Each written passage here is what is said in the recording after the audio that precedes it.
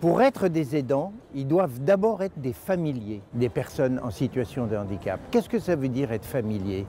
C'est-à-dire très bien la connaître. Et qu'est-ce qui est familier et qui connaît le mieux la personne?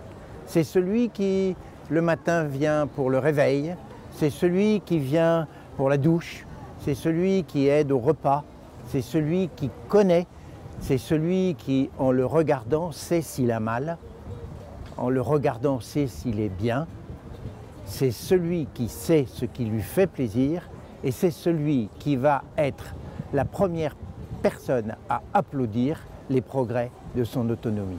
Donc je suis Astrid, j'ai 51 ans, je suis maman de 2 jeunes filles maintenant qui ont 21 et 18 ans mais qui ont eu un accident de la route à l'âge de 4 ans et 2 ans. Et donc elles étaient très gravement atteintes, elles s'en sont sorties mais ma deuxième est restée lourdement handicapée. Voilà, donc avec très peu d'autonomie, enfin pas d'autonomie du tout d'ailleurs. Et j'ai connu ensuite le champ de la maladie puisque mon aîné a eu une leucémie. Voilà. La question des proches aidants reste une question, on va dire, qui est mieux reconnue, qui est mieux partagée, mais qui sur le plan des solutions reste bien en deçà des réponses à apporter. Donc on a besoin de cette journée pour mobiliser les pouvoirs publics, inventer des solutions nouvelles, soutenir des projets innovants. Et on a besoin aussi vis-à-vis des aidants de cette journée qui leur permet de mieux se reconnaître aidants. En fait, j'ai l'impression de gérer un peu une entreprise, entre guillemets, parce que il y a de l'administratif, il y a de la recherche de matériel, je vais toujours au salon handicap, etc. parce que ça, personne ne le fait à votre place. On peut vous proposer des choses, mais la personne qui connaît le mieux son enfant, c'est moi. J'ai toujours fait les choses souvent à l'arrache. Parce qu'en fait, c'était du jour le jour. Puis quand elle est hospitalisée, tout d'un coup, il n'y a plus besoin. Donc ça a souvent été à l'arrache. J'arrive difficilement à planifier. Donc aujourd'hui, la première chose à faire pour pouvoir avoir un rôle d'aidant, qu'il soit familial, qu'il soit bénévole ou qu'il soit professionnel, c'est permettre à une personne d'être aidant dans la vraie vie, pas dans un endroit confiné et à l'écart. Et c'est dans la vraie vie qu'on a besoin d'être aidé et qu'on a besoin d'une main qui vous permet d'être avec les autres dans un vivre ensemble. Nous avons décidé de créer ici à Lyon une première maison de répit très inspirée des modèles anglo-saxons ou des modèles nord-européens, qui est un lieu qui est en construction, vous le voyez derrière moi, et qui accueillera dans quelques mois des personnes fragilisées, mais aussi les proches qui veillent sur eux, les aidants, pour un temps régulier de répit, de ressourcement et d'accompagnement familial. C'est vraiment une maison unique en France par son objectif, par les personnes qu'elle va accueillir, enfants, adultes, personnes handicapées, personnes souffrant de maladies diverses. C'est au fond moins la situation clinique des personnes qui nous importe que l'impact que cette situation peut faire porter sur les proches. Le maintien à domicile est parfois compromis par l'épuisement des proches, alors que l'entrée des soignants, c'était il fallait mettre plus de soignants à domicile et on va régler le problème du maintien à domicile. Finalement, ce n'est pas si simple. Finalement, plus une personne est dépendante, plus le risque existe que la relation entre aidant et aidé se limite à cette prise en charge ou à ce soutien aidant-aidé. Et du coup, la relation qui existait avant entre parents et enfants, entre conjoints ou entre enfant et son parent, cette relation affective risque de disparaître. Si ça se limite uniquement aux soins, à ce moment-là, se créent des tensions, se crée de l'épuisement et les gens se questionnent sur le sens. Mais comment on est arrivé là? Pourquoi on fait comme ça? Et comment on pourrait finalement permettre de redynamiser cette vie à domicile qui est du coup de plus en plus limitée aux soins. Le projet, dont la réalisation est lancée aujourd'hui, fait totalement écho au cap qu'a fixé le Premier ministre dans la feuille de route qu'il m'a confiée, celui d'une société inclusive. Cet objectif a une connotation particulière en cette journée des aidants.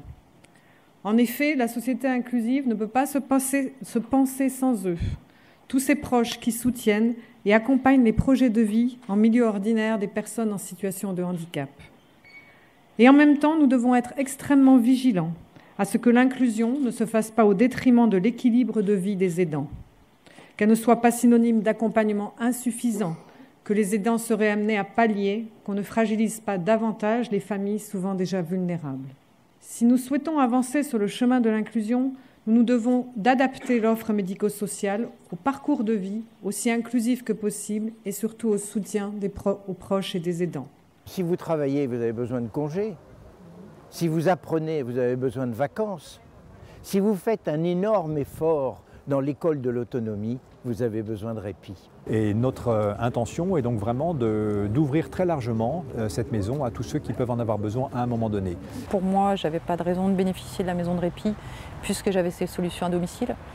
Mais ces solutions à domicile, elles sont pas... C'est jamais du 100%. J'ai eu la main cassée l'année dernière, opérée et cassée, avec des vis. J'ai des auxiliaires qui n'ont plus voulu venir à 6h30 du matin pour préparer ma fille. Et du coup, j'ai fait avec mon plâtre. Je m'occupais d'elle, je l'habillais, je l'élevais.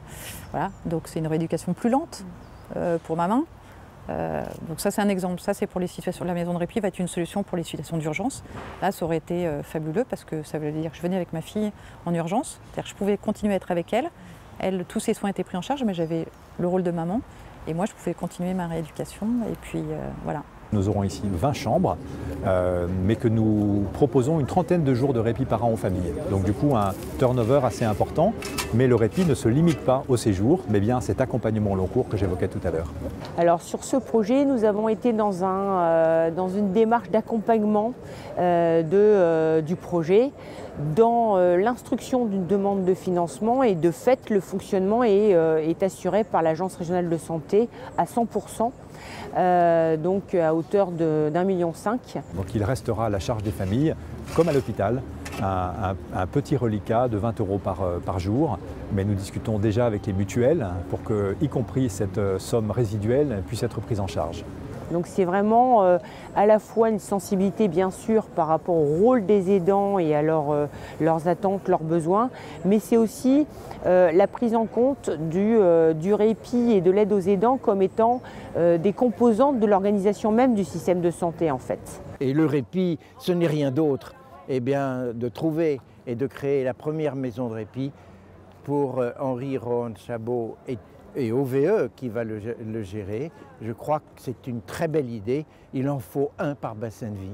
Nous sommes tout à fait dans la solidarité nationale, collective, et c'est tellement l'affaire de tous que nous avons tenu le 20 septembre dernier le comité interministériel du handicap en format Conseil des ministres, et la commande s'était passée à chaque ministre, comment améliorer dans votre politique de droit commun la vie des personnes handicapées. Il est important de faire encore des journées nationales parce qu'il faut améliorer la situation. Plus de 9 millions de personnes qui sont aidants familiaux, soit auprès de personnes handicapées, soit auprès de personnes âgées. Je pense que ça peut toucher tout le monde. C'était vraiment l'introduction de ma première communication au Conseil des ministres, c'est que vous êtes tous concernés à un moment donné. Donc il faut améliorer la formation, il faut améliorer l'information. Vous avez tout à fait raison, c'est le nerf de la guerre. D'ailleurs, il y a eu les aidants familiaux pour les nuls qui est sorti aujourd'hui, que j'ai déjà lu dans le train, qui est vraiment très très bien fait en termes d'information, de recueil. Car c'est souvent le cas, c'est la manque d'information et c'est l'isolement. Donc il nous faut combattre l'isolement et l'usure sociale de ces aidants sur lequel la société repose. 9 millions de personnes, c'est colossal, donc il faut pouvoir les accompagner.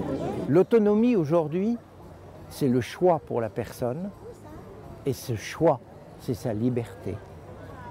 S'il n'y a pas de choix, il n'y a pas de liberté. S'il n'y a pas d'autonomie, il n'y a pas de liberté.